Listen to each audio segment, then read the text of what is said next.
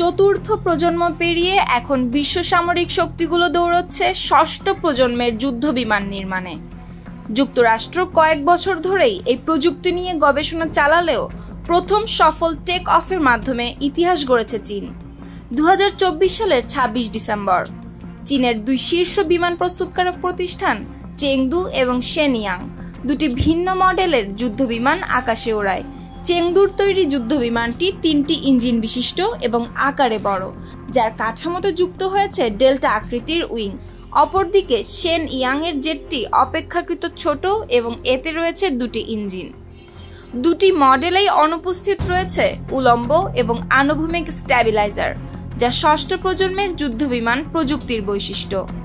বিশেষজ্ঞদের মতে এই ধরনের নকশা বিমানটিকে রাডার এড়িয়ে চলার ক্ষমতা দেয় এবং একই সঙ্গে গতি বাড়ায়। প্রযুক্তির চমক, 3 ইঞ্জিনের বিরল ফাইটার জেট। 3 মাস পর এই নতুন ফাইটার জেট আবারও সামাজিক যোগাযোগ মাধ্যমে আলোচনায় উঠে আসে। সাউথ চায়না মর্নিং পোস্টের প্রতিবেদনে বলছে এই বিমানটির নাম J-36। ফাঁস হওয়া ছবিতে দেখা যায় এতে রয়েছে বিরল 3 ইঞ্জিনের লেআউট ও প্রতিটি শাখায় টুইন স্পিড রিভারবেটর প্রযুক্তি। ধারণা করা হচ্ছে J-36-এ পাইলটদের বসার জন্য রয়েছে সাইড বাই সাইড সিটিং, যা এর বড় নোজ সেকশনের কারণে সম্ভব হয়েছে। সাধারণত যুদ্ধবিমানগুলোতে পাইলটদের আসন থাকে একটির পিছনে আরেকটি। স্টেলথ ক্ষমতা ও গতি, এই বিমানটি সর্বোচ্চ গতি ম্যাক 2.5, অর্থাৎ শব্দের গতির চেয়েও 2.5 গুণ বেশি। এর অপারেশনাল রেঞ্জ প্রায় 3000 কিলোমিটার।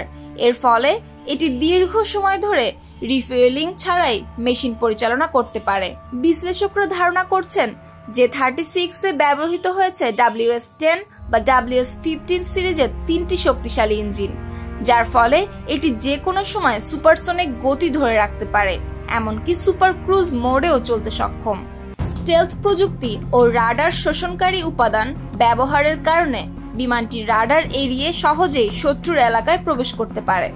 ইউরেশিয়ান টাইমস বলছে যুক্তরাষ্ট্রের B-21 রাডার এবং NGAD প্রোগ্রামকে টেক্কা দেওয়ার লক্ষ্যেই চীন এই J-36 তৈরি করেছে। তাহলে বাংলাদেশ কেন এই যুদ্ধ বিমানটি কিনতে পারবে না, জেনে নেওয়া যাক। যদিও এই ধরনের প্রযুক্তি যে কোনো দেশের জন্য একটি স্বপ্নের মতো, তবে বাংলাদেশের মতো উন্নয়নশীল দেশগুলোর জন্য এই যুদ্ধ বিমান কেনা প্রায় অসম্ভব কয়েকটি কারণে। উচ্চ মূল্য ও রক্ষণাবেক্ষণ খরচ। J-36 একটি হাই অ্যান্ড স্টেলথ যুদ্ধবিমান, যার একক মূল্য কয়েকশো বিলিয়ন ডলার হতে পারে। এর পাশাপাশি রয়েছে প্রশিক্ষণ, মেইনটেনেন্স এবং অস্ত্র সিস্টেমের খরচ। প্রযুক্তিগত সীমাবদ্ধতা। বাংলাদেশ এখনো পঞ্চম প্রজন্মের যুদ্ধবিমান ব্যবহার শুরুই করেনি। সোজা ষষ্ঠ প্রজন্মে যাওয়া মানে হবে বিশাল প্রযুক্তিগত লাভ, যা সামলানো কঠিন। চীন নিজেরাই বিমানটি রপ্তানি করবে কিনা সেটাই অনিশ্চিত। J-36 এখনো পরীক্ষামূলক পর্যায়ে আছে। চীন এই বিমানটি বিদেশে বিক্রি করবে কিনা এটি এখনো পরিষ্কার নয়।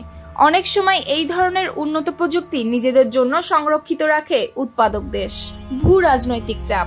যুক্তরাষ্ট্র বা ভারতের মতো কৌশলগত অংশীদাররা এই ধরনের চীনা প্রযুক্তি গ্রহণে আপত্তি তুলতে পারে, ফলে রাজনৈতিক ভারসাম্য বজায় রাখার ক্ষেত্রে ঝুঁকিও বাড়বে। উপযুক্ত অবকাঠামোর অভাব। ষষ্ঠ প্রজন্মের বিমান পরিচালনার জন্য প্রয়োজন উন্নত airbase, radar support, electric warfare সক্ষমতা, যা এখনো বাংলাদেশে পুরোপুরি গড়ে ওঠেনি। এই কারণগুলো মিলিয়ে বলা যায় চীন J-36 তৈরি করলেও তা বাংলাদেশের মতো দেশের হাতে পৌঁছানো সহজ নয়। তবে ভবিষ্যতে যদি এই প্রযুক্তির কোনো হালকা সংস্করণ বাজারে আসে এবং রাজনৈতিক ও অর্থনৈতিক সমর্থন মেলে, তাহলে নতুন দিগন্তের দুয়ার খুলে যেতে পারে। নিউজ ডেস্ক, সুপ্তি রায়, ভোরের আকাশ।